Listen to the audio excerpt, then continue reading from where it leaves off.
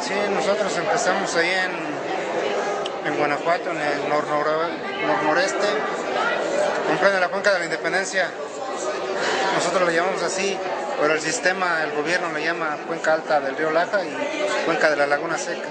Las divisiones sociopolíticas, ¿no? Los intereses que tienen para los grandes, para poder explotar, pues. Y pues los últimos años de la fecha, de unos 20 años hacia acá, mucha fluorosis dental en los niños y jóvenes. Hay gente que se ve ya mal de su faz, ¿no?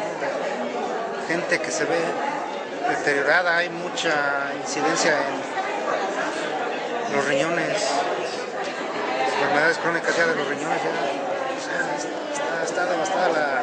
El envenenamiento por el agua es mineral, pero la sobreexplotación ha generado que el agua joven que había ya no hay. Estamos tomando agua vieja de 5.000 a 35.000 años, contaminación natural por las rocas inimbritas y demás que hay en el subsuelo, ¿no? O sea, está tremenda la devastación en esa cuestión. ¿Y quiénes son las grandes empresas? Sabiaga, Fox, para exportación. Y nos están dando la torre, nos están dejando sin agua. Había un promedio de caimiento, de abatimiento de los pozos de 1 a 1 metro por año. Ahorita en algunas zonas ha bajado hasta 7 por semestre. ¿Te imaginas? Y así es de que cada vez el agua más caliente. Súmale el fluoruro, el arsénico, que van elevados, ¿no? O sea, ya el agua para consumo humano en esa zona ya no se puede, ya está fuera de los límites.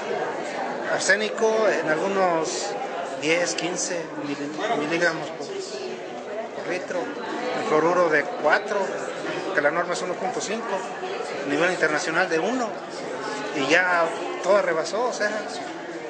¿Y en la población en general? ¿Sí se están dando cuenta todo? Fíjate, a raíz de que se hicieron los primeros estudios de 1999, 2002, 2003, los resultados. Ya, es un buen. Ya había esa problemática. Afortunadamente la UNAM llegó y nos abrió los ojos, ¿no? Con todos esos resultados, pero pues nos estamos uniendo en lucha. Acabamos en noviembre del año pasado, a raíz del Tribunal Permanente de los Pueblos, pues empezamos a formar una coalición. Somos ahorita 13 organizaciones, que es la coalición en defensa de la cuenca del río de la Independencia, la cuenca de la Independencia, ¿no? ¿Por qué? Porque estamos interesados en la problemática. O sea, ya antes veías a la gente, se te hacía normal. Ahorita que ya tenemos el conocimiento, vas a un municipio y ves los niños, se está yendo la problemática hacia arriba.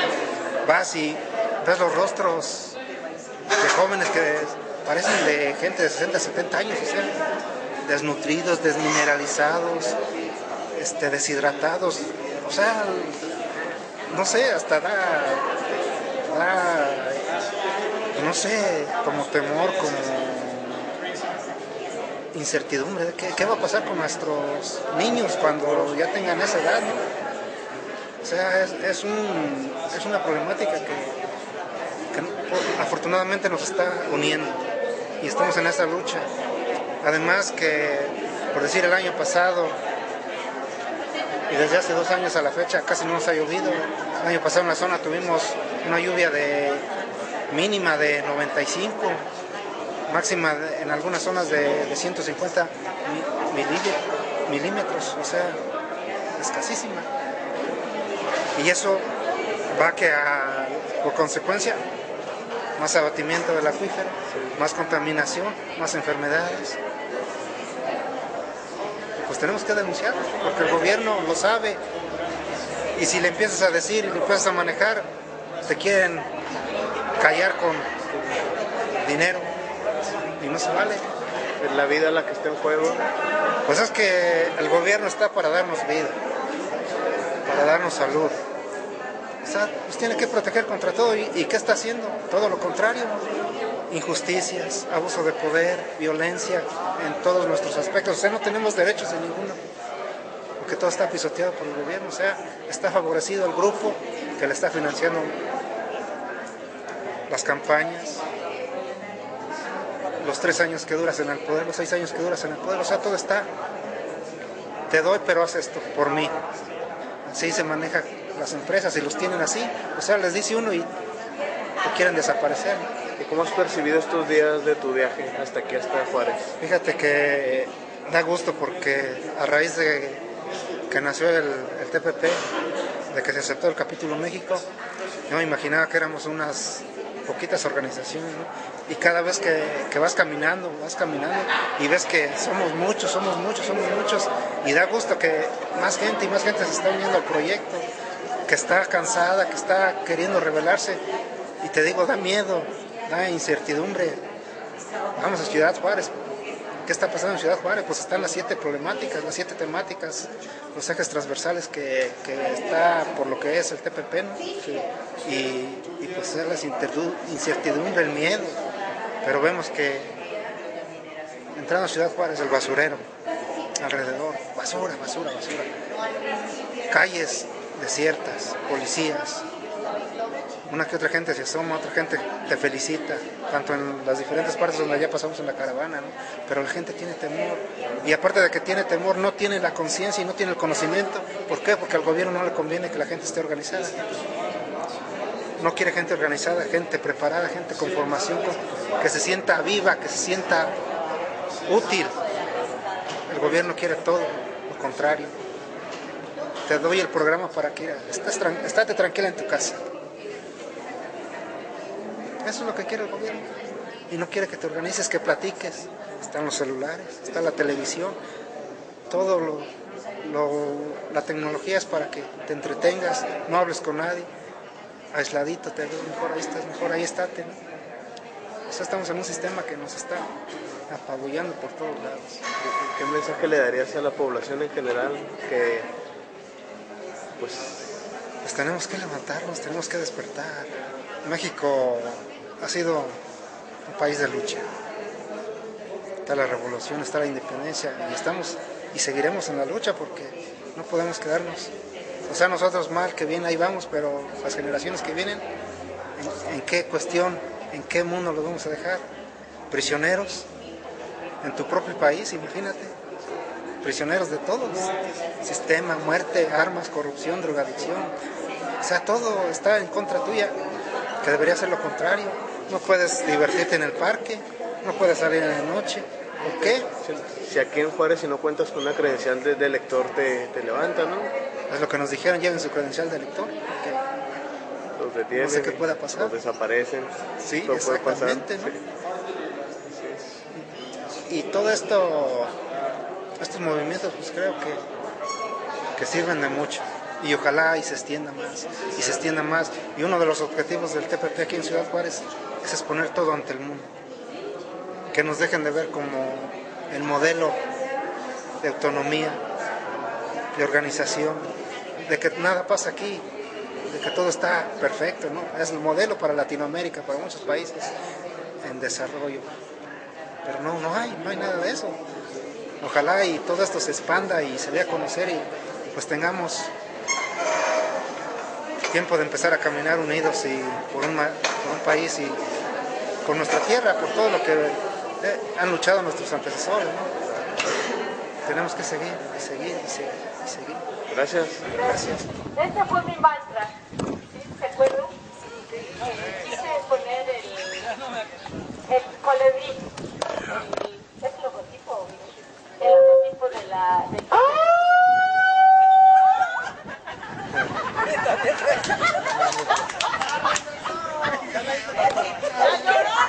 Casi así lloraba cuando estaba hoy en la mañana, ¿no? Sí, quise compartir mi pensamiento con el TPP, porque veo en el TPP una fortaleza, ¿sí? Y veo en el TPP en este momento el espacio que nos puede permitir crecer, ¿sí?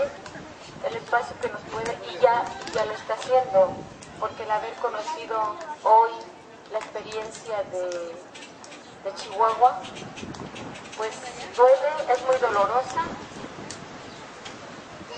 pero a la vez también nos fortalece, ¿sí? Nos fortalece porque tenemos que aprender de esta situación dolorosa y difícil por la que está pasando Ciudad Juárez y Chihuahua. Nos tiene que fortalecer para que nosotros crezcamos y nos fortalezcamos en nuestros propios procesos comunitarios y que busquemos las estrategias para que realmente nuestras regiones no lleguemos a esta situación tan dolorosa por la que está pasando Chihuahua y otros estados. La violencia está en todas partes, la violencia está en nuestros países, digo en nuestros estados también, pero creo que todavía podemos trabajarle fuerte para fortalecer el tejido social. Sí creo que una de las causas que ha provocado esta situación de violencia, como ya lo decía el investigador, creo que se llamaba Víctor, ¿sí? Es la debilidad en la que se encontraba el estado de Chihuahua. Se metió de lleno a la globalización con un tejido social debilitado, entonces pues ha sido fácil presa de toda la descomposición que el sistema nos ha ido metiendo, que la globalización nos ha ido llevando a la descomposición social. Entonces, por eso hoy todavía ven que esto para nosotros el TPP para nosotros es importante y que representa la unidad del país y que representa la esperanza para todos, ¿sí? Aunque tengamos que hacer mucho más esfuerzos, a lo mejor, yo decía en nuestras comunidades, ya no podemos dormir, ya no necesitamos dormir a pierna suelta, ¿verdad?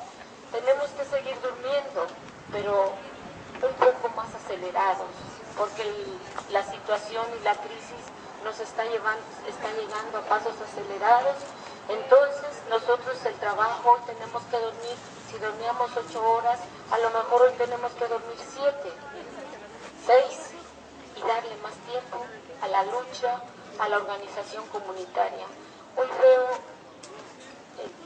Hoy todavía para mí es un reto mucho más fuerte la organización comunitaria desde nuestras bases, para lo que tiene que ser para la autonomía en alimentación, en seguridad, producir nuestros propios alimentos, crear nuestras propias formas de seguridad, para que no llegue gente extraña a dañar nuestros procesos y nuestras comunidades.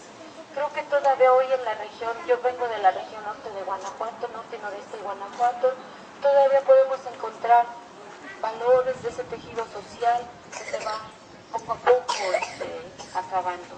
Hay que trabajar a marchas forzadas para que ese tejido social se fortalezca y para que realmente no se rompa el proceso comunitario que todavía tenemos en ellas. Entonces, vuelvo aquí están en cada eslabón de la cadena, porque a mí me gusta el proceso organizativo siempre representarlo en una cadena, porque los eslabones de la cadena son fuertes. Una cadena pues no es fácil de que se rompa, a menos que le demos duro, ¿sí? Pero sus eslabones son muy fuertes y creo que si vamos haciendo una cadena con esos eslabones, y si cada eslabón es un estado, podemos hacerle frente más unidamente, organizadamente a nivel de todo el país, a este sistema de muerte que está acabando con los pueblos, que está acabando con las mujeres. Y me preguntaba, ¿por qué a las mujeres? ¿Por qué?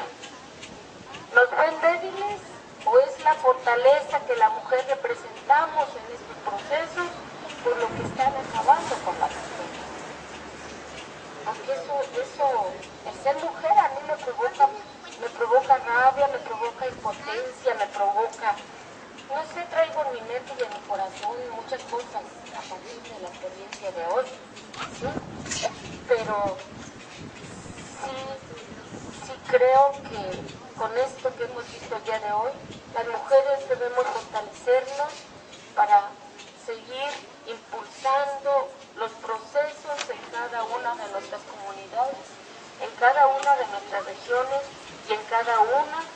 nuestros estados y en nuestro propio país. Creo que las mujeres tenemos que jalar a los hombres. Eso sí también estoy convencida, porque no es fácil que los hombres quieran estar en procesos comunitarios, y lo vemos en las comunidades campesinas. Entonces a las mujeres nos toca jalar a los hombres. Lo he visto en las luchas también, como las mujeres van jalando, no para ir adelante las mujeres, sino para caminar junto con los hombres. Pero sí creo que el ser mujer seguimos siendo carne de cañón, pero sí creo que es más por la fortaleza que representamos para construir una nueva forma de vida donde todos caminemos con igualdad y donde todos caminemos con justicia, tanto los hombres y las mujeres. Pues esto fue, y aquí estamos en el TPP, y esto es la esperanza hoy de México.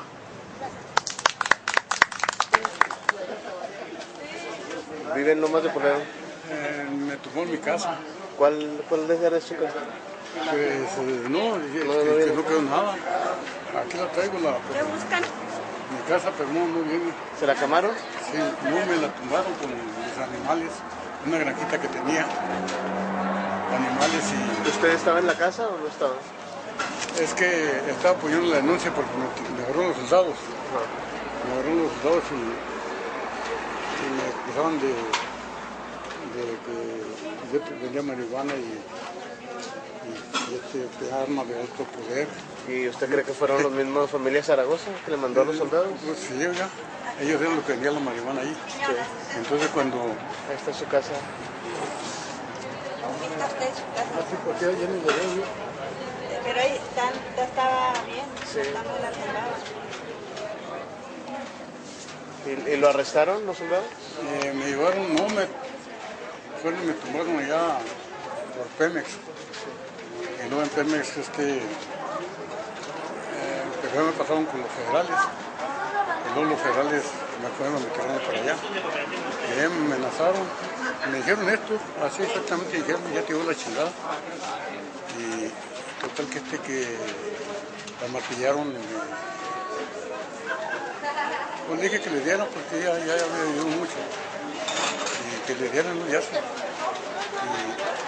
pues me dejaron, dijeron que era un hombre curioso. Y me dejaron ahí. Pero primero me tiraron. ¿Usted cuando llegó ya encontró su casa tirada? No, eso fue el día 10 de octubre del 2008. El día 13, bueno, encontré mi casa saqueada por los guardias de Zaragoza. Me robaron televisiones, me robaron unos conejos y gallinas, no sé qué onda. Y luego el día 13 de octubre del 2008 puse mi denuncia. Luego que puse mi denuncia, me dijeron que fui a rectificar el 23. Y fui a rectificar el 23. Y cuando estaba rectificando a las 12 del día la denuncia, entonces me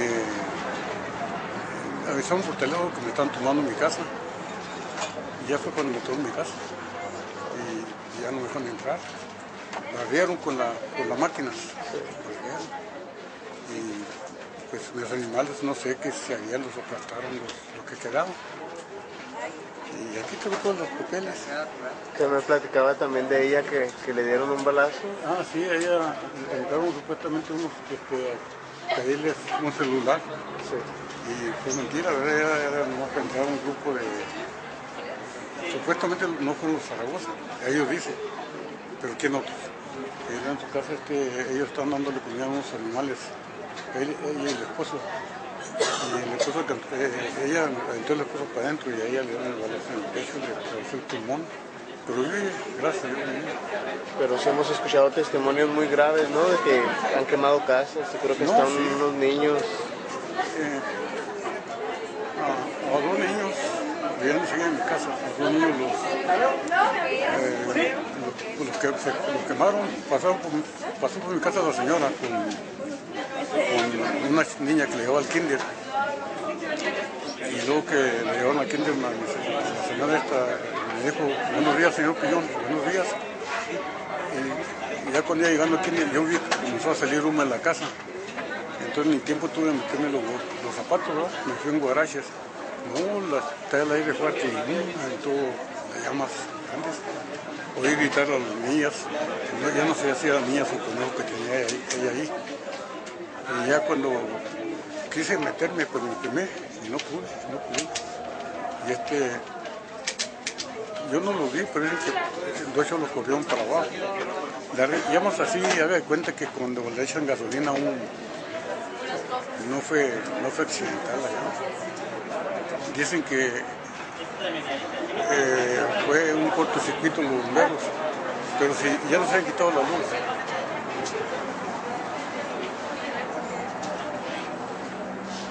Son cosas que no podemos platicar porque pues, se trampa la garganta. Pero ¿Son historias de terror las que han vivido realmente? Y esto me puse la noche yo. Yo me canto en el internacional. Aquí estaba el fuego Piñón.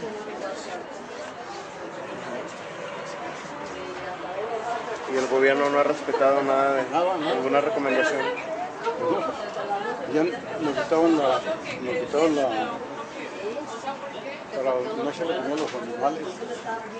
Nos quitaron, ya no puede hacer nada en la casa. ¿Y usted todavía vive ahí en Lomas? ¿O no? Cuando vivía, sí todavía viví.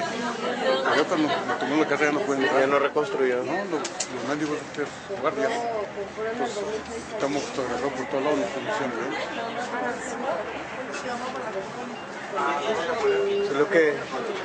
¿Qué piensa de la organización que se está dando, ¿no? Por medio de este tribunal? Pues qué bueno. Pues debemos de apoyarnos en el pueblo porque son muchas las injusticias, son muchas las atrocidades que cometen los terratenientes, los delincuentes. Y debemos, qué bueno que nos escuchen, Hablamos nosotros con el presidente, con Calderón, y dijo que iba a obrar conforme a derecho, cosa que nunca hizo. No hizo, y el secretario de ellos es el secretario de la Reforma Agraria, es Escobar Prieto, pariente de los Zaragoza. Everardo, de verdad no sé cómo se llama, es pariente de los Zaragoza, algo cuñado, no sé qué. Total, yo tengo 4 años ya con el día 4 de octubre, voy a cualquier que me tomó en mi casa.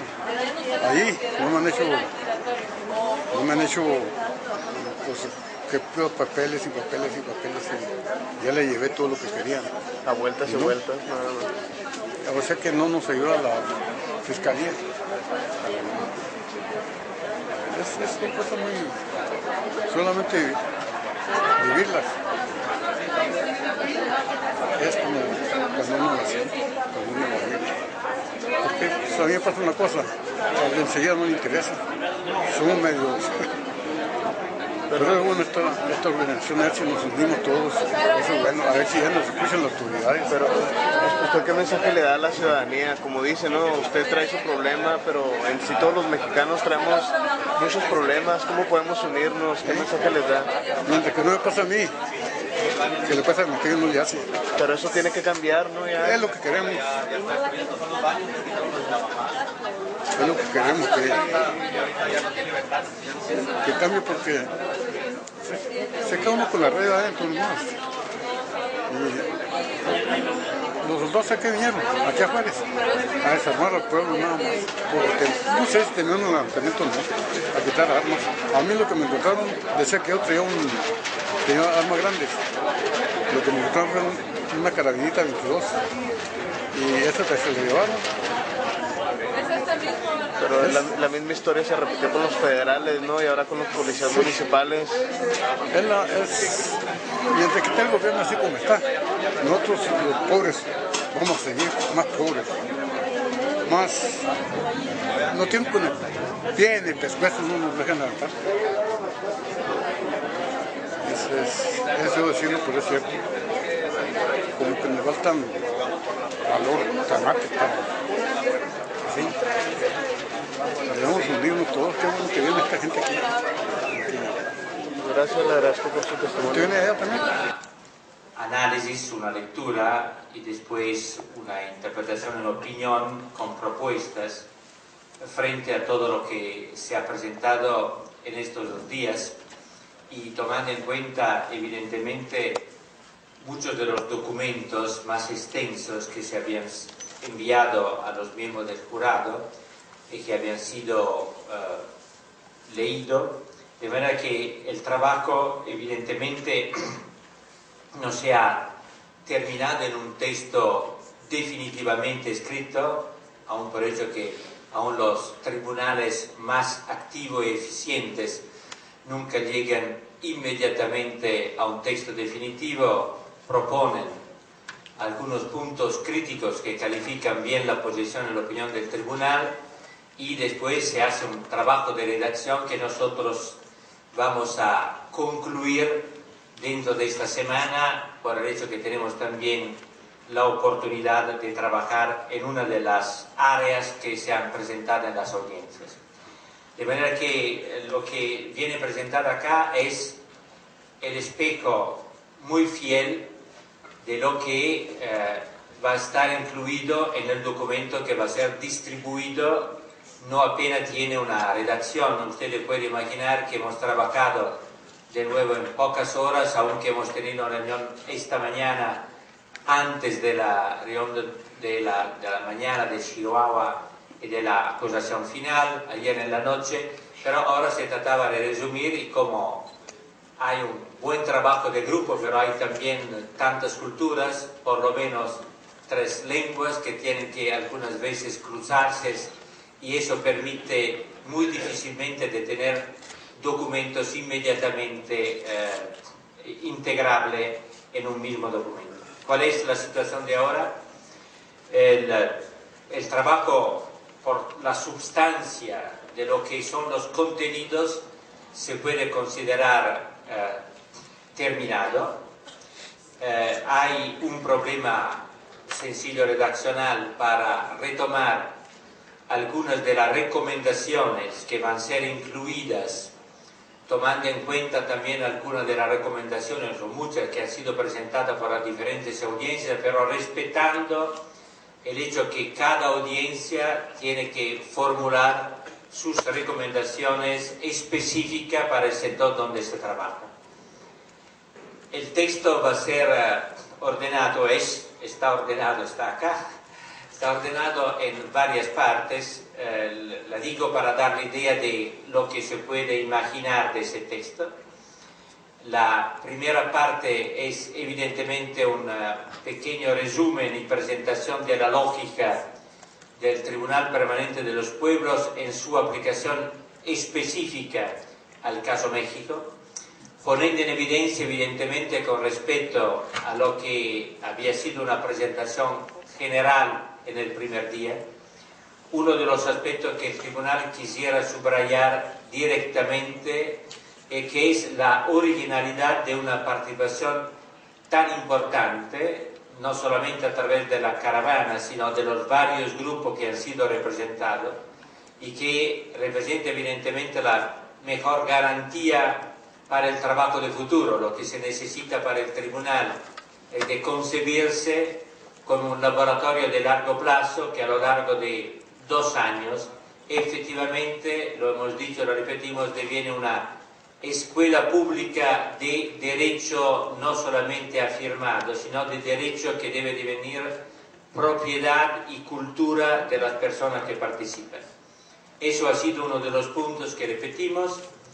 El segundo punto es un punto técnico que es sencillamente de retomar algunos de los datos esenciales de México, necesariamente sintéticos, y que pero permiten después de comprender mejor para todo lo que pueden utilizar, esperamos mucho, fuera de México, por eso que la sesión, la audiencia ha sido transmitida también a nivel internacional, y por eso es importante tener algunas pocas ideas, pero es importante de la población de México, su división, sus características económicas, son 3-4 páginas que son un poco como los denominadores de las poblaciones que después se mencionan, de los migrantes, de los pueblos indígenas y originarios, de los pobres campesinos, todas las cosas que han sido discutidas y presentadas en las audiencias.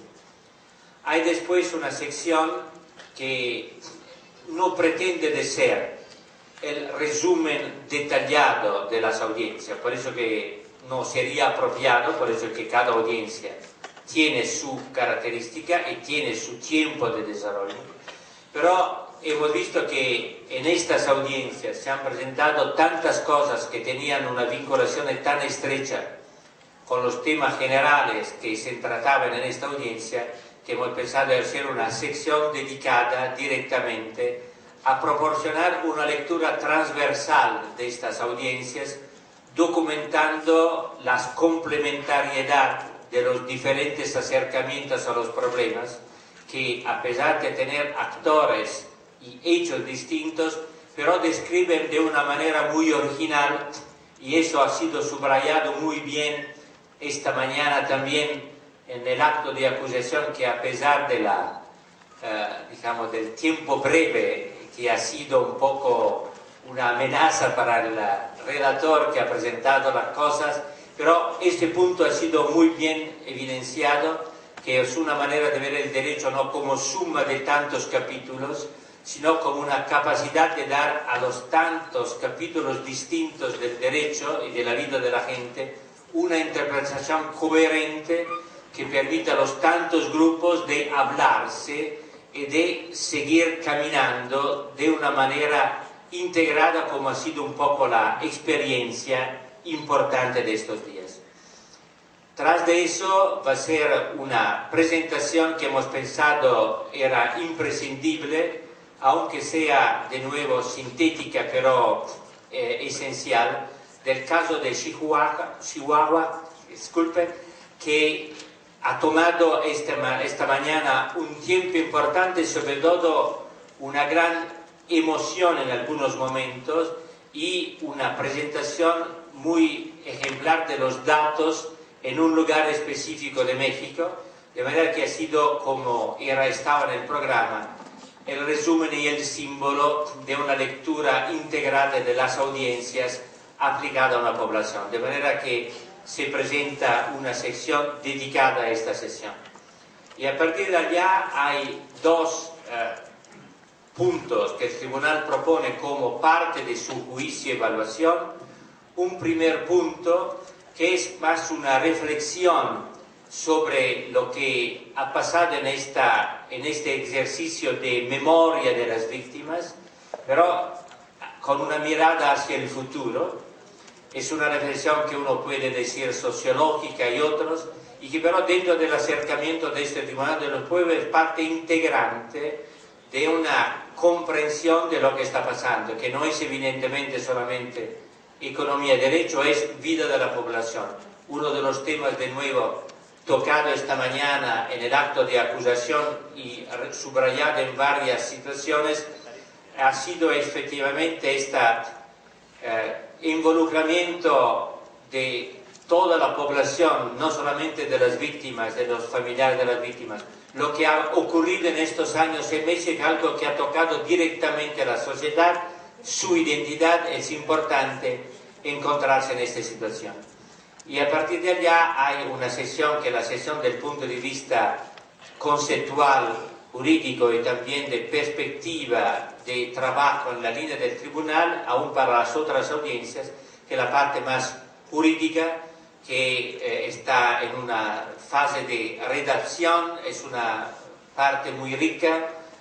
Los miembros del tribunal más competentes han colaborado mucho, hay contribuciones de todo, de Gilles Böhringer en inglés, del punto de vista suyo, de Mireille Farón Méndez, que ha proporcionado algo, retomando algo de ayer y otras cosas que han sido escritas, hay Alejandro Teitelbaum que ha puesto, de manera que ahora todos estos pedazos están listos. Se trata ahora de darle una linealidad más clara, referencia a las cosas clásicas que se necesitan para evitar repeticiones.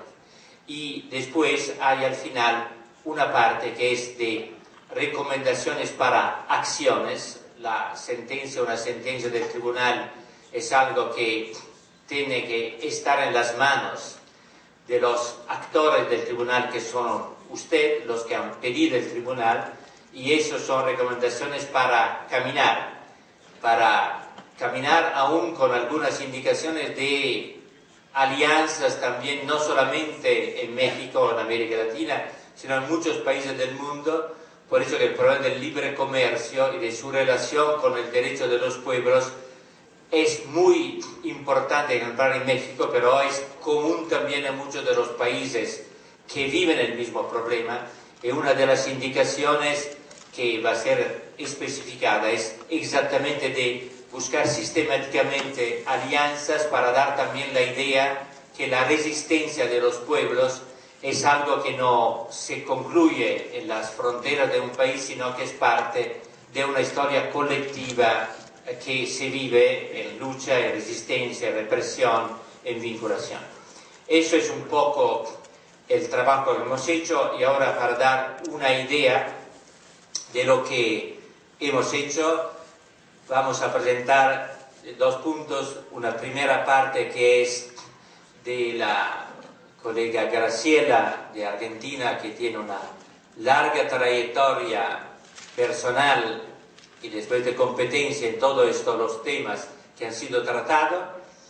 Después de Graciela, Tony Pigrau va a presentar el corpus, la parte central del juicio del tribunal, y después eso es lo que presentamos. Si otras personas del tribunal mientras tanto quieren en ese momento de hablar, por eso que hemos trabajado como un grupo y por eso todos y todas representan todo el jurado, y terminará Nora, por eso que es un poco, ha sido con nosotros de una manera tan importante, y le hemos confiado la carga de clausurar al final con tantas pocas palabras. Esa es su decisión, que vinculen la historia que ella representa y la historia del pueblo de México.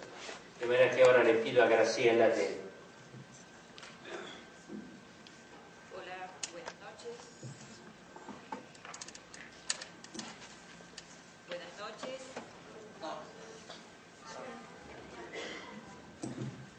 Ya. Sí. Ahora sí.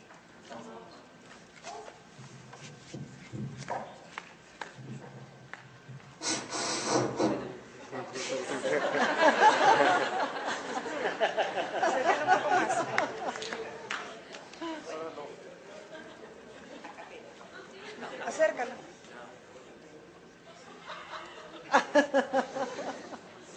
Esto es un balcón. Bueno, otra vez, creo que por cuarta o quinta vez, buenas noches. Y, digamos, si bien no está previsto en la intervención, quiero sobre todo agradecer a todos ustedes, agradecer a los compañeros del tribunal, permitirme participar de este acontecimiento que creo que es histórico para México, para Chihuahua, pero también es histórico para el tribunal y para cada uno de nosotros. Como les dijo Gianni, en realidad nosotros no podemos acercar hoy un documento terminado y acabado, y lo que yo les voy a plantear, o sea, simplemente poner un poco sobre la mesa, son algunas ideas, algunas reflexiones que nos surgieron a partir de todo lo que estuvimos recogiendo y escuchando en estas audiencias, que de ninguna manera pretenden agotar todos los ejes de análisis, todas las problemáticas que ustedes han planteado acá y que nosotros hemos escuchado. Tiene que ver con que la riqueza ha sido muchísima, las problemáticas son muchas, aunque todas están vertebradas en torno a un eje concreto que tiene que ver con la situación que está viviendo el pueblo de México en estos últimos, casi diríamos, 30 años. Por eso insisto, de ninguna manera estos pocos comentarios que yo voy a compartir con ustedes pretenden agotar la problemática, ni tampoco pretenden decir que un eje es más o menos importante que otro. Es simplemente lo que pudimos ir anotando de todo lo que se volcó acá en estos 2 días y de lo que han trabajado a lo largo de estos meses. El primer eje, digamos, el primer apartado sobre el que quiero hacer una mención es el del testimonio. ¿Por qué? Porque este tribunal receptó a lo largo de las audiencias denuncias sobre numerosas y sistemáticas violaciones a todos los derechos humanos cometidas por sucesivos gobiernos a lo largo de más de 3 décadas y que lejos de disminuir se han intensificado en consonancia con la reestructuración política, económica, social, cultural operada con el propósito de adecuar a México según los lineamientos que emergen del Tratado de Libre Comercio. Todas las denuncias están respaldadas por declaraciones y documentos. El tribunal destaca la especial significación de los testimonios brindados por quienes están siendo victimizados por el terrorismo de Estado. Aquellas que han declarado, lo han hecho en nombre propio y expresando también a sujetos colectivos, tal como tan certeramente lo han definido al denominar a los hechos y las políticas denunciadas como crímenes de lesa sociedad, de lesa comunidad, de lesa humanidad. Esta toma pública de la palabra constituye, y así se desprende de varias intervenciones, un acto liberador que contribuye a desbaratar el propósito de los perpetradores de paralizar y someter por el miedo y el dolor a las víctimas, a sus familiares, amigos, hermanos, vecinos, y reducirlos a la sensación de impotencia. Esta toma de la palabra aparece como un acto de resistencia y una convocatoria a incorporarse a la lucha, a romper el aislamiento y la resignación, a entender que no se trata de acciones aisladas y sin razón aparente, sino que forman parte ya de una política de Estado. De ahí que se considera que quien denuncia en nombre propio y tomando la palabra colectiva necesita el respaldo y acompañamiento de la comunidad. Y esto ya lo acoto más a título personal que como integrante de este tribunal, por la experiencia vivida, mi calidad de sobreviviente y de testigo, lo estoy también planteando desde ese lugar. La única posibilidad de que nos asumamos testimonio es que contemos con compartir esta condición de testimonio y testimoniantes con toda la comunidad. El otro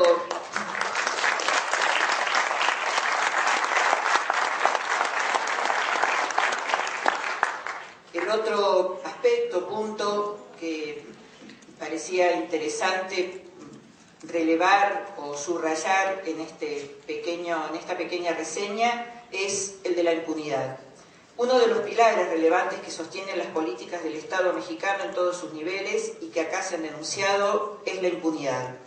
Por ello, este tribunal subraya la importancia de que la lucha contra la impunidad forme parte de la reflexión y de la acción colectivas, que procuran pensar y construir, como se señaló en la acusación, el derecho de otra manera, pensar y construir otra institucionalidad que sí responda a los derechos y necesidades de los pueblos.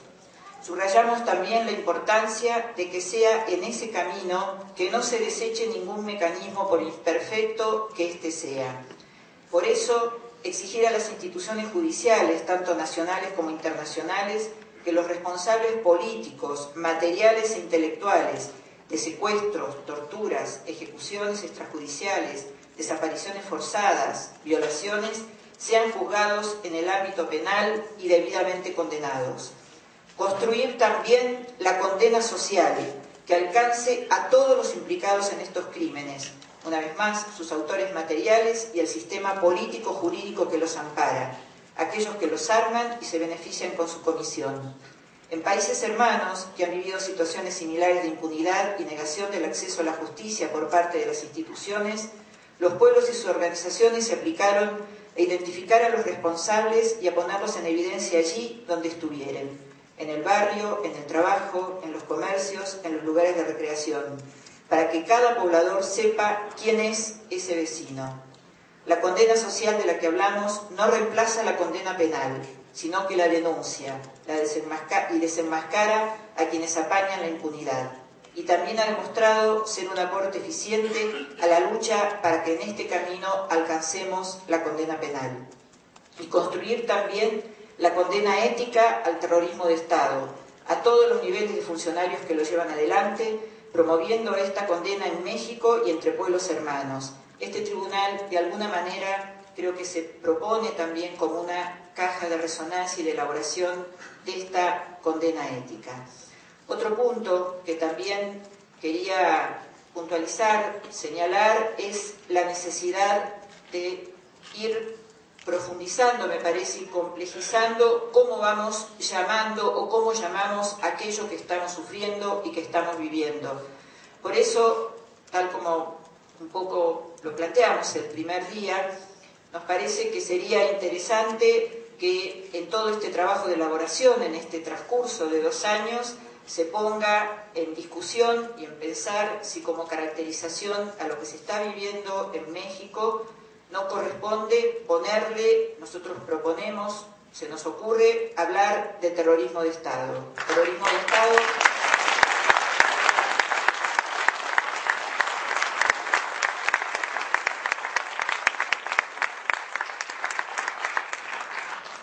Terrorismo de Estado es un término que da cuenta de la naturaleza de lo que está sufriendo el pueblo mexicano.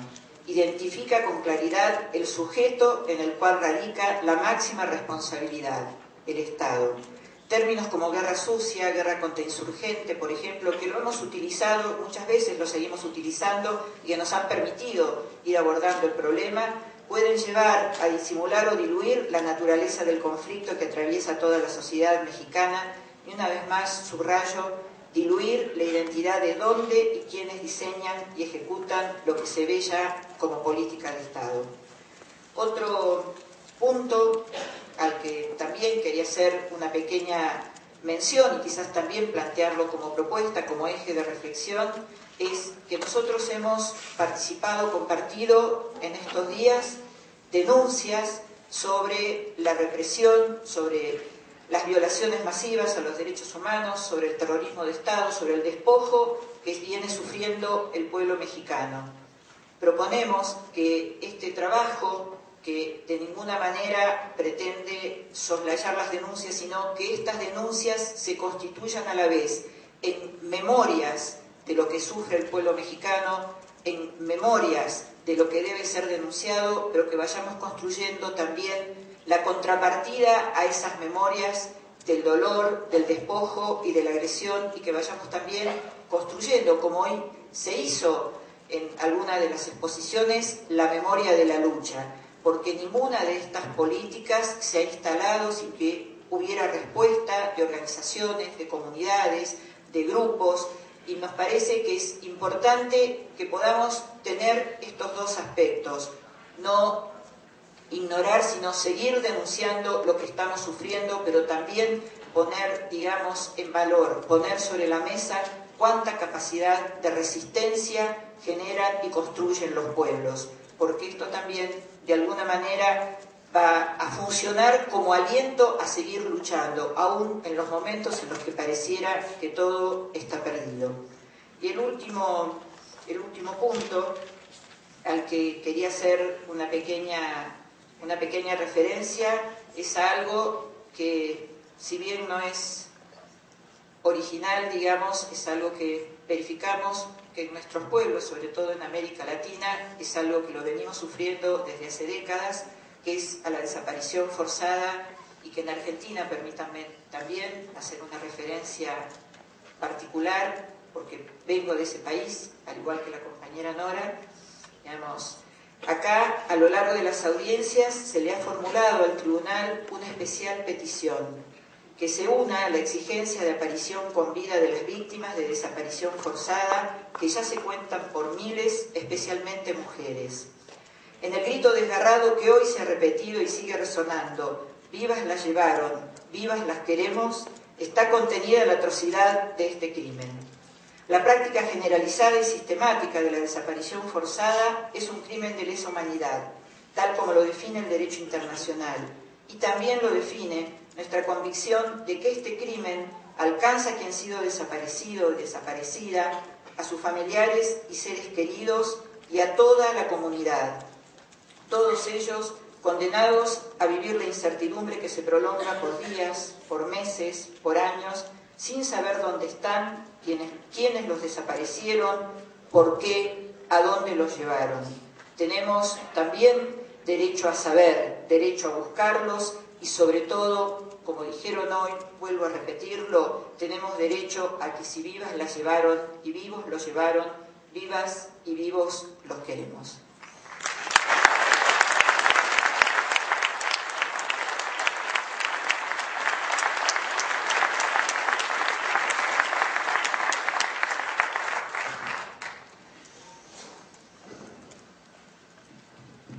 buenas noches. Como ha indicado Gianni antes, hay una parte central, diríamos, del documento que va a ser terminado, que comprende distintos apartados que yo voy en algunos casos a leer, en otros casos a resumir o a explicar porque no están las redacciones completadas. El primero de estos puntos sería una consideración general que, de marco, diríamos, histórico internacional, que de momento tiene como título provisional sobre la supuesta compatibilidad entre el libre mercado y la dignidad humana.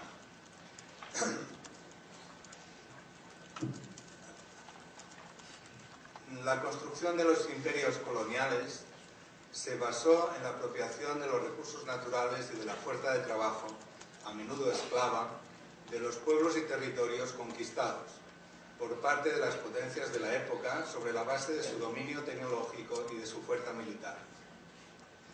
Las compañías comerciales eran el brazo operativo que aseguraba un flujo de recursos adecuado para el metabolismo del capitalismo naciente. Salvadas las distancias y pasados los años, el modelo se mantiene. Las relaciones económicas internacionales siguen articuladas en torno a un modelo dominante caracterizado por el intercambio económico desigual, la explotación laboral de los sectores más débiles de la población del planeta y la explotación masiva de los recursos naturales, que, sabemos ahora, supera de largo la capacidad de carga del planeta y que genera la contaminación masiva de agua, suelo y aire hasta el punto, también ahora lo sabemos, de que pone en cuestión la propia supervivencia del planeta. En el actual estadio, las antiguas compañías comerciales se llaman empresas transnacionales. Su función es la misma: garantizar el flujo de energía, recursos y fuerza de trabajo necesaria para que una pequeña parte de la humanidad pueda mantener un ritmo de vida y de consumo que acapara una parte sustancial de la riqueza sobre la base de negar su acceso a la inmensa mayoría. El derecho internacional refleja a la vez distintos intereses. Por una parte, los intereses de los estados, en especial los estados dominantes, concretado en una red de normas destinadas a blindar este modelo de relaciones económicas internacionales a favor de las empresas transnacionales, garantizando la protección de las inversiones en el extranjero a través de tratados bilaterales que aseguran una supervisión estricta por tribunales internacionales, abriendo los mercados a la entrada de productos extranjeros a través de los acuerdos de libre comercio con la supervisión de la OMC, forzando desde las instituciones financieras internacionales el debilitamiento de las economías públicas y favoreciendo la privatización y la desregulación que creen el escenario adecuado para la penetración de las empresas transnacionales. Y por último, evitando cualquier regulación internacional de sus actividades, de las empresas, y de sus responsabilidades por las consecuencias de ellas. Pero por otra parte, como consecuencia de la lucha de millones de personas y de organizaciones en todo el mundo, el derecho internacional ha terminado por afirmar también el principio de la dignidad humana, y lo ha desarrollado a través de un conjunto de tratados de protección de los derechos humanos y de la creación de distintos mecanismos de protección. El discurso dominante desde finales del siglo XX es que principios de libre mercado y derechos humanos son compatibles e igualmente necesarios. Pero la supuesta compatibilidad de los principios del mercado con un sistema de garantía de los derechos humanos fundamentales que se ha podido experimentar a pequeña escala en los países más ricos, sobre la base de exportar sus contradicciones al exterior, se revela insostenible a escala planetaria, porque en la práctica las normas internacionales que desarrollan el respeto a la dignidad humana y los mecanismos que deben garantizarlos se demuestran más débiles y acaban cediendo para la mayor parte de la población mundial frente al enorme desarrollo normativo y sus mecanismos de garantías que hace que los principios del libre mercado se apliquen inexorablemente en todos los rincones del planeta. Lo mismo podría decirse sobre los tratados de protección del medio ambiente, como lo ilustra gráficamente el fracaso reiterado en la negociación para adoptar medidas decididas frente al cambio climático que superen el limitado marco del Protocolo de Kioto. Por eso es fundamental, para enmarcar esta actividad del Tribunal Permanente de los Pueblos, afirmar que los principios del libre mercado, tal como son aplicados, no son compatibles con la dignidad humana y con los derechos de los pueblos del mundo, ni lo son con la sostenibilidad del medio ambiente.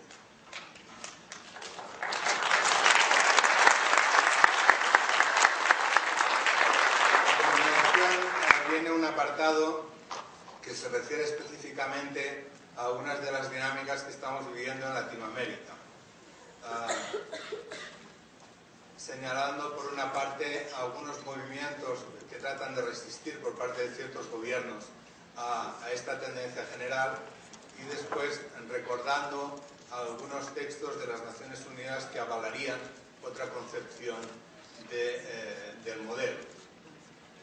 Les voy a leer algunos fragmentos. Ha habido una ola de nacionalización total o parcial de la industria.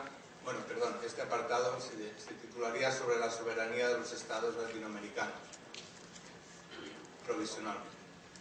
Ha habido una ola de nacionalización total o parcial de la industria del petróleo y otros recursos en América Latina. Por referéndum, el pueblo de Uruguay votó a favor de la renacionalización de agua y su retorno al dominio público en el año 2004. El gobierno de Argentina ha vuelto a nacionalizar sectores clave de la economía, como las telecomunicaciones, el servicio postal y el acceso al agua. Venezuela ha obligado a las compañías petroleras extranjeras a unirse a la empresa nacional como parte de empresas mixtas. En Bolivia, cerca de 26 empresas transnacionales fueron obligadas a entregar la propiedad de los yacimientos y de la explotación a la empresa pública. Ecuador canceló el contrato de explotación con la estadounidense Occidental Petroleum, lo que comportó la suspensión por parte de Washington de las negociaciones sobre un acuerdo de libre comercio. Ha habido también en el conjunto del continente latinoamericano movilizaciones contra los tratados de libre mercado firmados por los Estados Unidos con ciertos gobiernos latinoamericanos, lo que ha contrariado fuertemente los planes de Washington y también los de la Unión Europea. Por otra parte, las movilizaciones en América Central han impedido la entrada en vigor del CAFTA. En Venezuela se ha retirado del CAN, denunciando por primera vez el Tratado de Libre Cambio signado con México y Colombia. También Brasil, Venezuela, Paraguay, Bolivia y Uruguay en su momento hicieron fracasar el intento de creación del ALCA. Por tanto, estas decisiones, estas movilizaciones ciudadanas y estos movimientos sociales ponen sobre la mesa la cuestión de las nacionalizaciones en relación con la recuperación de bienes públicos perdidos, digamos, en la locura de las privatizaciones. Por tanto, con este debate, el objetivo es saber si los estados, los gobiernos, los poderes públicos, en especial en América Latina y también ahora en México, tienen efectivamente la voluntad política de afrontar las presiones y los problemas que la mundialización ha planteado y que son capaces de cuestionar las políticas nacionales, locales y regionales basadas en el desarrollo económico y social.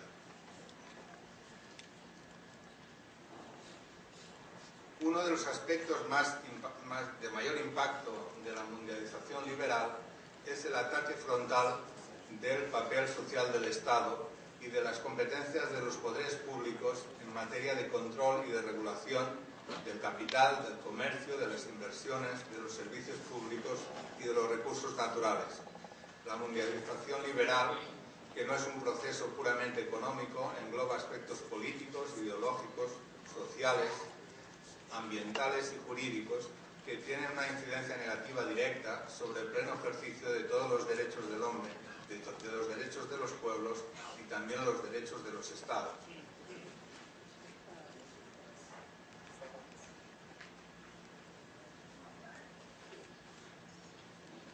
La organización de la sociedad internacional contemporánea reposa sobre la dominación, la discriminación, el pillaje de los recursos naturales del sur y la imposición de un orden internacional antidemocrático.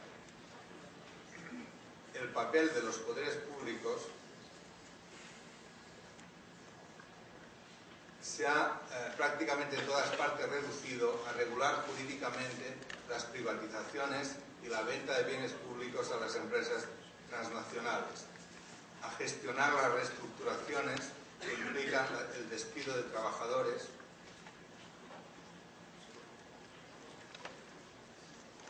disculpen porque voy saltando y voy traduciendo automáticamente, diría.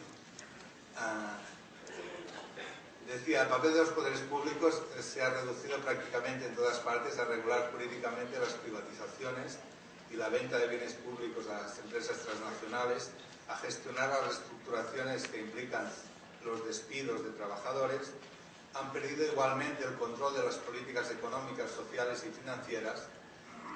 En definitiva, el Estado, en tanto que factor político y social de regulación, ha perdido su papel de redistribuidor de riqueza a través de la política fiscal y el de poner en marcha las políticas de empleo. Poco a poco el Estado se ha reducido al papel de guardián de los intereses privados y no juega ningún papel social. Se ha convertido en un actor completo en el proceso destinado a facilitar la mundialización capitalista.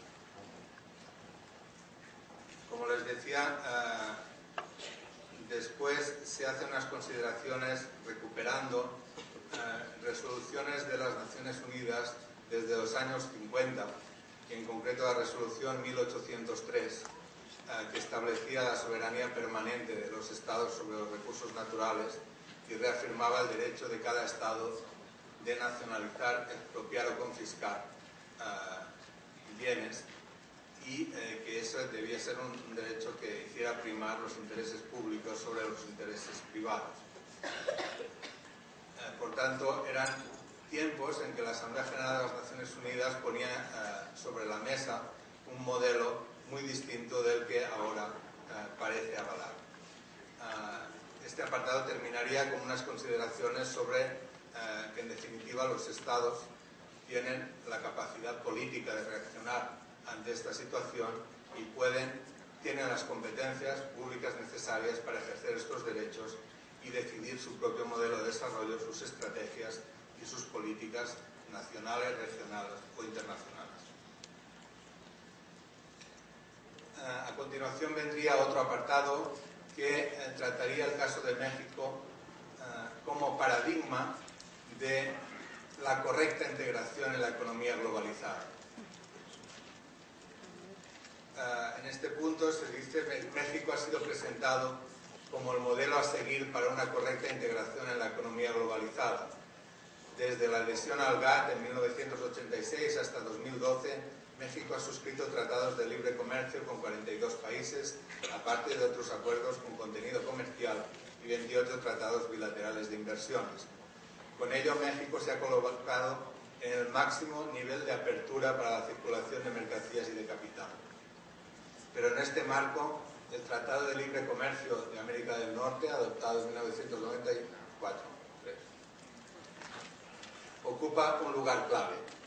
La vecindad con los Estados Unidos y el papel estratégico que adquieren los recursos energéticos de México desde la óptica de Estados Unidos ha determinado una estrategia que, con la colaboración decidida de los distintos gobiernos de México, ha hecho posible la desarticulación y la subordinación completa de la economía de México a los intereses económicos de Estados Unidos y de sus empresas transnacionales.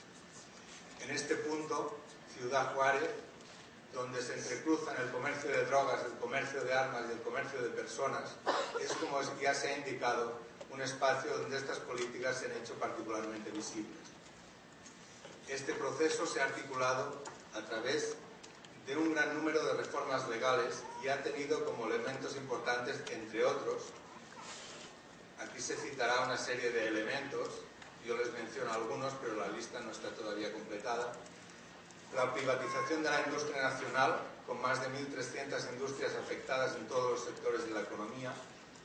La desregulación del mercado laboral, de los salarios y las condiciones de despido.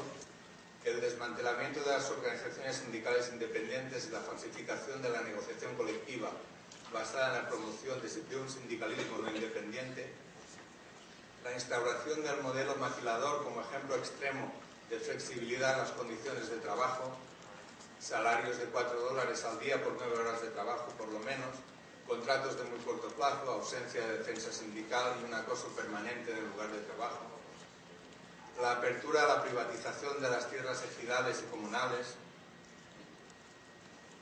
la desarticulación de la agricultura nacional por la invasión de productos desde otros países y la eliminación de los subsidios, con pérdidas de lugares de trabajo y abandono de la actividad agrícola, fomentando la inmigración a las ciudades o fuera del país, la apertura a la penetración de los productos transgénicos con la consiguiente contaminación de otros cultivos y el ataque a los sistemas tradicionales de gestión e intercambio de las semillas, la falta de respeto a criterios de sostenibilidad en la política de usos del suelo y de urbanización, favoreciendo la concentración de la población en las ciudades y la correspondiente previsión de los servicios necesarios, la desregulación ambiental y la escasa aplicación de las normas existentes en lo que afecta a las evaluaciones de impacto ambiental, a la puesta en marcha de actividades de explotación de los recursos naturales, a la gestión de los residuos industriales, a la protección de las aguas, del suelo y del aire, la ausencia de una información adecuada a la población sobre los proyectos industriales o agrícolas y la ausencia de mecanismos de participación reales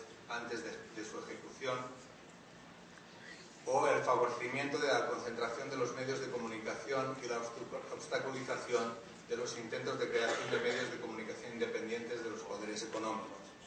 Esta lista se va a prolongar con algunos elementos más que no hemos podido todavía incorporar. A continuación viene otro punto, que es el impacto de todas estas medidas sobre los derechos de las personas y el medio ambiente. En este punto se diría los datos que demuestran la gravedad del impacto de estas políticas para los derechos de las personas y para el medio ambiente, procedentes de organismos nacionales e internacionales, de organizaciones no gubernamentales y de los testimonios presentados en la audiencia, son abrumadores. Y también en este punto Ciudad Juárez representa la confluencia de todos los impactos negativos. Y a continuación se detallaría de nuevo una relación ejemplificativa de algunos de estos impactos, teniendo en cuenta que no se va a pretender ser exhaustivo, porque en cada una de las audiencias posteriores se podrá ser más exhaustivo en relación con cada uno de los sectores. Pero se va a citar aquí, por ejemplo, que México tiene ahora 65 millones de personas por debajo del umbral de la pobreza, que entre la población campesina de cada 4 familias 3 son pobres, que el desempleo alcanza 5 millones de personas, que México es el principal exportador de migrantes, con 20 millones de personas emigradas solamente en los Estados Unidos, que México ha perdido su soberanía alimentaria y debe importar ahora gran parte del arroz, el maíz, el trigo, la soya, el sorgo, la carne o el frijol que necesita, que los pueblos indígenas han sido particularmente vulnerables a este proceso, en particular en relación con impactos sobre la agricultura, la gestión de sus tierras y sobre el medio ambiente, que no tienen derechos reconocidos y que se incumplen respecto de ellos las obligaciones derivadas del Convenio 169 de la OIT, que el 70% de los ríos del país está gravemente contaminado, que en 30 años se ha triplicado el número de acuíferos sobreexplotados, que solamente un 15% de los confinamientos de residuos urbanos cumplen parcialmente con la norma ambiental, etc. El siguiente punto va a centrarse en la represión de la discrepancia y de la respuesta social. Aquí se va a señalar que el conjunto de medidas adoptadas y sus impactos sobre los derechos de las personas han generado, lógicamente, numerosas protestas de distintos signos y alcances. La respuesta del Estado a esta oposición marca otro de los factores clave para explicar el grado de violencia extraordinaria en el que vive México.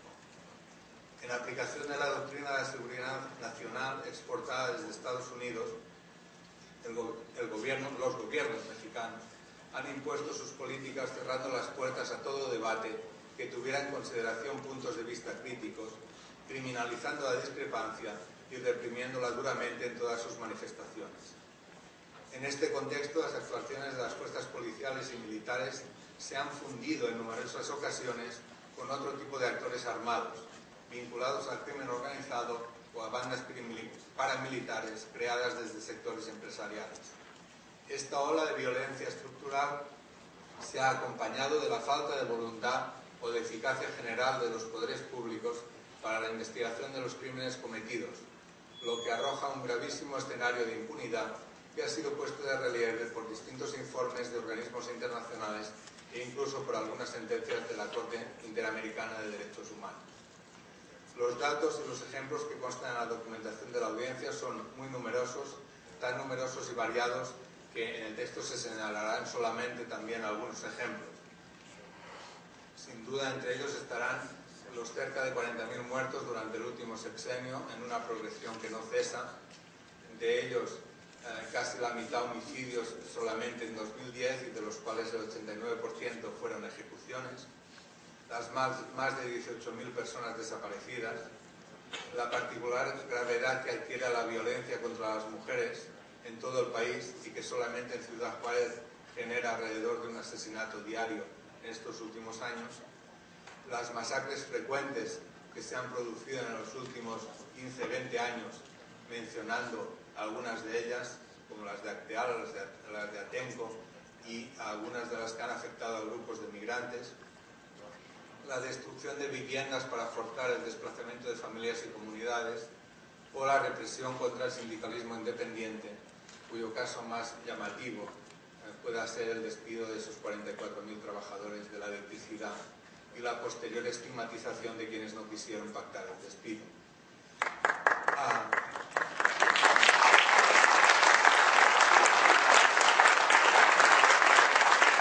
En este punto no está redactado, pero se va a hacer una mención especial a la represión contra los defensores de derechos humanos, en la medida en que eso representa un grado más en intentar acallar todas las voces de protesta.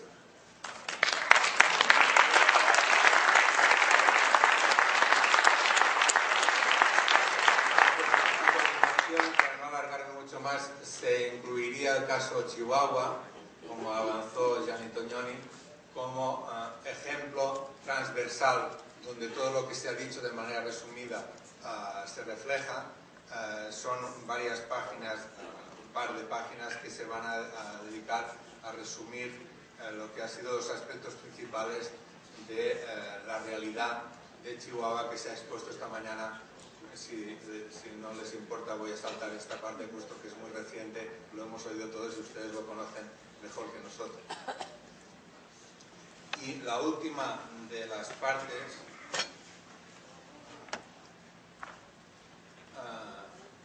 serían esas recomendaciones, que alguna de ellas está incompleta, pero que más o menos tendrían que ser las siguientes. Hemos optado en esta primera audiencia preliminar por no hacer muchas recomendaciones ni muchos pronunciamientos. Pensamos que habrá tiempo en las audiencias preliminares para entrar en más detalle, y pensamos sobre todo que hay que trabajar mucho más los temas para que la audiencia final pueda ser un texto mucho más acabado y más completo. Habiendo escuchado las presentaciones y los testimonios recogidos en esta audiencia inicial, el Tribunal Permanente de los Pueblos manifiesta: primero, en un contexto mundial caracterizado por un sistema de dominación violatorio de los derechos de los pueblos a su autodeterminación y a disfrutar de una vida digna, observamos con marcada preocupación el caso de México, donde son vulnerados de manera permanente y sistemática los derechos humanos. Violaciones de las que son víctimas aquellos que con su esfuerzo, su inteligencia y sus capacidades producen la riqueza de la nación, de la que se apropia ilegítimamente una ínfima minoría local asociada y subordinada al poder económico transnacional. Así es como el hombre más rico del planeta es un mexicano, que ahora se dispone a invertir en una empresa europea 3.400 millones de dólares, mientras que hay mujeres y hombres, niñas y jóvenes mexicanos y también centroamericanos que trabajan hasta 12 horas diarias en las máquinas, dejando su salud y a veces la vida por salarios que no superan los $100 mensuales. Segundo, que existe una necesidad urgente de establecer una auténtica democracia, que consiste en la participación activa y con conocimiento de causa de los individuos y las colectividades en la adopción de decisiones, en todas las etapas y en todos los niveles, desde la determinación de los objetivos y los medios para alcanzarlos, hasta la puesta en práctica de las decisiones y la evaluación de los resultados. Tercero, que es necesario continuar denunciando todas las violaciones de los derechos humanos, civiles, políticos, económicos, sociales y culturales ante todos los organismos y en especial ante los organismos regionales e internacionales de protección. Cuarto, aunque obviamente el Estado de México no es el único responsable de todo lo expuesto, ello no le exime de su responsabilidad principal, por acción o por omisión, en la definición y la aplicación de las políticas indicadas, que han llevado a la vulneración masiva y sistemática de un conjunto de derechos civiles, políticos, sociales, económicos y culturales de una gran parte de la población de México. En particular, muchos de los crímenes constatados pueden ser calificados como crímenes contra la humanidad, en los términos del Estatuto de Roma de la Corte Penal Internacional ratificado por México, puesto que puede entenderse que han sido cometidos como parte de un ataque generalizado o sistemático contra la población civil. Es el caso de los asesinatos, las masacres, las encarcelaciones arbitrarias, la tortura, las violaciones o la desaparición forzada de personas. Todo ello abriría las puertas a la apertura de una investigación por parte de la Fiscalía de la Corte.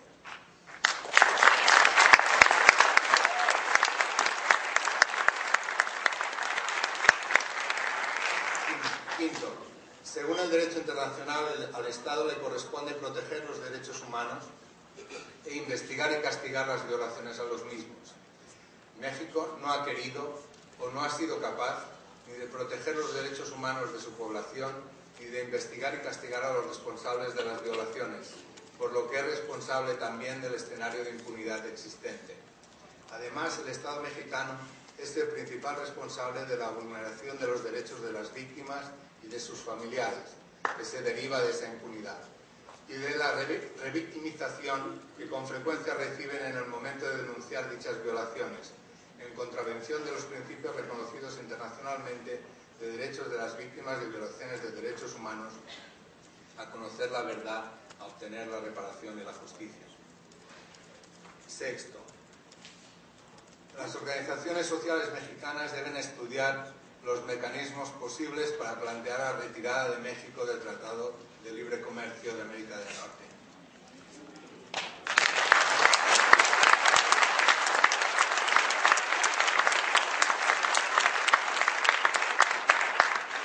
Entre las vías a estudiar se puede señalar tentativamente A, la denuncia del tratado; B, la invocación de una norma jerárquicamente superior como es el principio del respeto a la dignidad humana, concretada en la Declaración Universal de Derechos Humanos, en los pactos internacionales y en otros tratados y convenciones, como causa de nulidad del acuerdo de libre comercio; la realización de un control de constitucionalidad del tratado; la determinación de la existencia de vicios insanables en la celebración y aprobación del tratado que acarreen su nulidad; la alegación de la nulidad del tratado si las autoridades estatales al celebrarlo han violado su mandato; o la promoción de iniciativas populares legislativas, de referéndums revocatorios, etc., en contra del tratado. Séptimo, el Tribunal llama a las organizaciones promotoras de este capítulo en México a continuar con los trabajos que permitan al Tribunal seguir profundizando en el análisis del caso México en las próximas audiencias temáticas que se desarrollarán en los próximos años. Habrá otra recomendación no redactada, pero que ya se ha avanzado por Gianni, en la línea de recomendar también la participación en todo tipo de alianzas internacionales con los pueblos y las organizaciones que en otros lugares del mundo participan de los impactos del mismo modelo que se está imponiendo o se trata de imponer a escala mundial. Y creo que hay también otra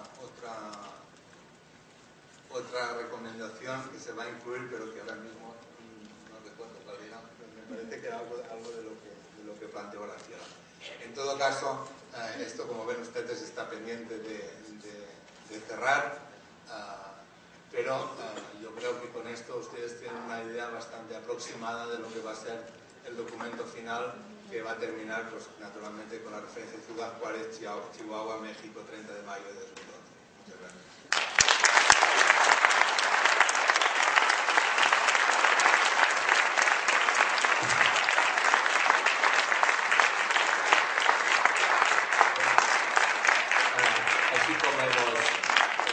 Gracias. Así como hemos dicho ahora y como siempre en este proceso, algunas presentaciones o algunas notas que son propuestas por los otros miembros del tribunal. Como ustedes saben, en esta sesión no hay presentaciones desde el público, eso es solamente una presentación de la parte del tribunal, toda la discusión se puede hacer afuera. De manera que ahora pienso que hay por lo menos 2 miembros del tribunal, Mireille Fanon y después Alejandro Teitelbaum, que quisieran comentar algo.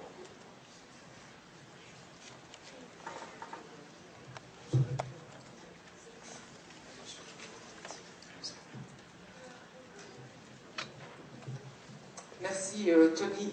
Oh, sorry. Yes, better. Thank you, Tony, for this presentation. And of course, thank you to the organizer and for the Foundation Leilo Baiso, for the Tribunal Permanent of the People. I just want to add 2 proposals. Muchas gracias a Tony, a Gianni, al Tribunal Permanente de los Pueblos, a la Fundación Delia Basso, a los organizadores de esta audiencia general introductoria. Quiero hacer un par de propuestas. And also, also thank you to the people, to the women who came today and the other day to present their case and to be so strong and so resistant with such suffering. Quiero agradecer también a todas las mujeres que valientemente vinieron hoy y ayer a presentar con tanto coraje sus ejemplos de valor, de resistencia, no solo su dolor, sino su valor.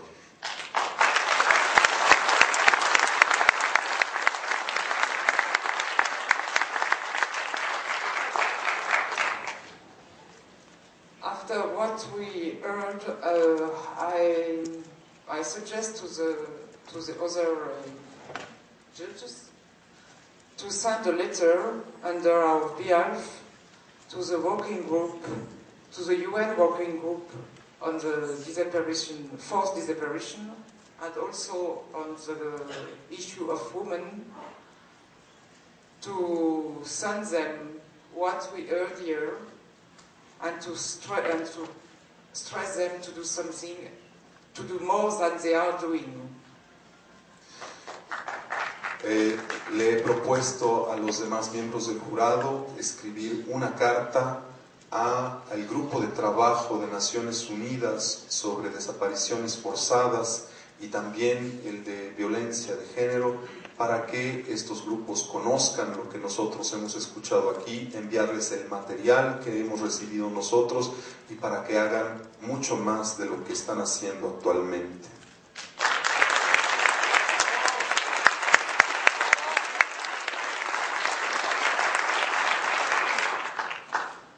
And at least it would be very interesting if some victim with support of organization decide to make file and to present this file to the office of the procurer of the ICC in Den Haag for crimes against humanity. También me parece que sería importante que alguien se encargara de elaborar un expediente para presentarlo en la Corte Penal Internacional, en La Haya, como un crimen de lesa humanidad.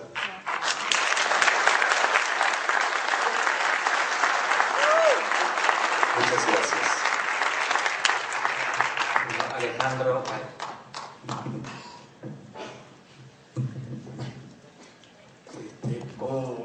indicó Gianni Tognoni, el texto es todavía un borrador avanzado, pero un borrador. En el texto hay la parte dedicada a hacer el panorama latinoamericano. Yo encuentro que hay un deslizamiento, una visión un poco demasiado optimista de la realidad latinoamericana. Me quiero referir en concreto a la cuestión de los tratados bilaterales. Ustedes están sufriendo acá en México los resultados del tratado bilateral con Canadá y Estados Unidos. Yo quiero aclarar que en toda América Latina hay una gran cantidad de tratados bilaterales celebrados y en vigor, del orden de los 20 a los 50 tratados por lo menos en casi todos los países. Quiero aclarar que ningún país latinoamericano, absolutamente ninguno, ha denunciado los tratados bilaterales que los atan a las grandes potencias. En cuanto a la pertenencia al CIADI, al Tribunal Arbitral del Banco Mundial, la mayoría de los países latinoamericanos continúan vinculados al CIADI. En el 2007, Venezuela, Guatemala y Bolivia anunciaron que se iban a retirar del CIADI y en ese año lo hizo solo Bolivia. Venezuela lo hizo en enero de este año y Ecuador en el 2011. Entonces yo quería dejar aclaradas esas cosas. Ahí también se deslizó otro error en el sentido de que no rige el tratado bilateral entre los países centroamericanos y Estados Unidos. En realidad el tratado, el CAFTA-RD, está en vigor. Quería aclarar eso para que no queden dudas en cuanto a lo que está ocurriendo con respecto a estas cuestiones. Gracias.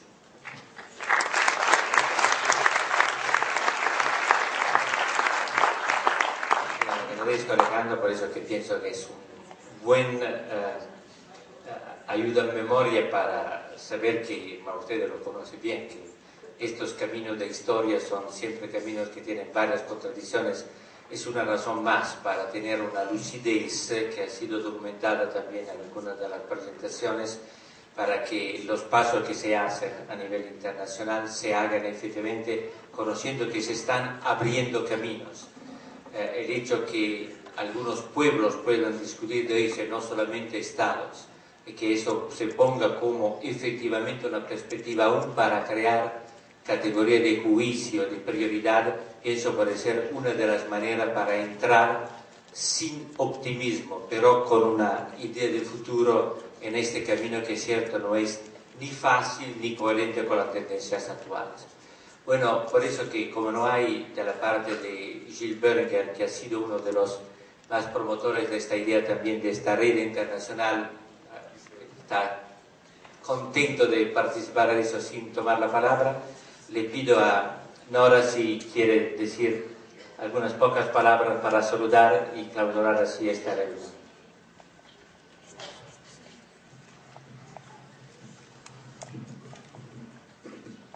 Pero me voy a parar, porque si no estoy chiquita, me va a parar.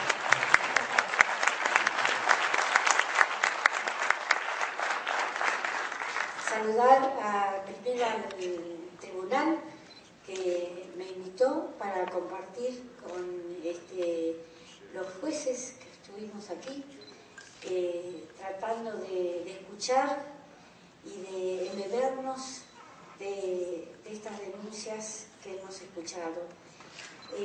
Agradecer a todos ustedes por haber estado acompañándonos y por haber traído las denuncias tan importantes, la valentía, la solidaridad que representa cada denuncia, cada exposición. Nosotras también tenemos en Buenos Aires, en Argentina, tuvimos una lucha muy fuerte, muchos años, recién de tantos años de lucha recién ahora tenemos juicios en todo el país. Somos el único país latinoamericano realmente que pudimos sentar a los entorchados en el banquillo de los acusados. Todo movilización, todo unido el pueblo para rechazar los crímenes horrendos que pasamos, para rechazar el terrorismo Estado. Todo eso fueron años y años de una lucha muy fuerte. Nosotros vimos aquí en los videos, en los documentales, que este pueblo está en lucha, que ustedes todos, hombres y mujeres, están en la calle y están en la protesta y están en esta denuncia tan fuerte. Y nos sentimos orgullosas, nosotros y orgullosos de haber estado aquí escuchándolos y viendo también a través de los videos que se pasaron cómo este pueblo no claudica en sus rechazos a esta brutalidad que se vive aquí. Nos vimos muy conmovidos con cada testimonio, nos encontramos identificados. Hoy decíamos con Graciela que cada testimonio nos llegaba muy profundamente porque nosotros todavía estamos también dando testimonios, todavía seguimos, todavía queremos que se termine la impunidad y que todos los genocidas, los torturadores, los asesinos y sus cómplices vayan a la cárcel, y a la cárcel común.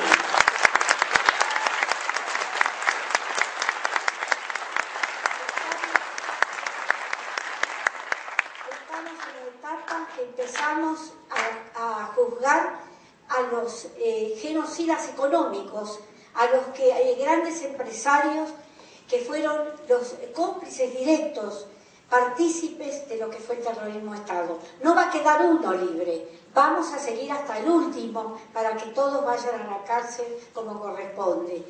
Y ese es el camino que tenemos que hacer. Nosotros pensamos que está de más que nosotros le digamos a ustedes qué es lo que tienen que hacer. Vemos que lo están haciendo, vemos que están en lucha y que las mujeres especialmente están mostrando esa valentía que nos conmovió tanto estos días.